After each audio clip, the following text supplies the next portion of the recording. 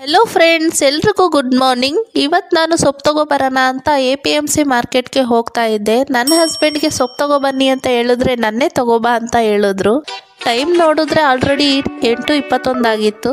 ಮಾರ್ಕೆಟ್ಗೆ ಹೋಗಿ ಸೊಪ್ಪು ತಗೊಂಡಾದ್ಮೇಲೆ ಏನು ತಿಂಡಿ ಮಾಡೋದು ಅಂತ ಯೋಚನೆ ಮಾಡ್ತಾ ಅಲ್ಲೇ ಇದ್ದಿದ್ದ ಅಂಗಡಿಗೆ ಹೋದೆ. ಅಲ್ಲಿ ಪಲಾವ್ ಸಾಮಾನು ಮತ್ತು ಬಿರಿಯಾನಿ ಪೌಡರ್ ತಗೊಂಡು ಮನೆಗೆ ಹೊರಡಬೇಕಾದ್ರೆ ಅಲ್ಲೇ ಒಂದು ಮರ ಕಾಣ್ತು. ಆ ಮರ ನೋಡೋಕ್ಕೆ ಡಿಫ್ರೆಂಟಾಗಿ ಏನೋ ಒಂಥರ ಚೆನ್ನಾಗಿತ್ತು.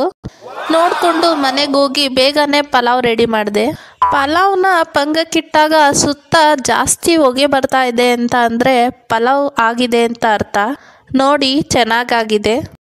ಅದಾದಮೇಲೆ ಸೈಡ್ಸ್ಗೆ ಬೋಂಡ ಮಾಡೋಣ ಅಂತ ಬೋಂಡನೂ ರೆಡಿ ಮಾಡಿದೆ.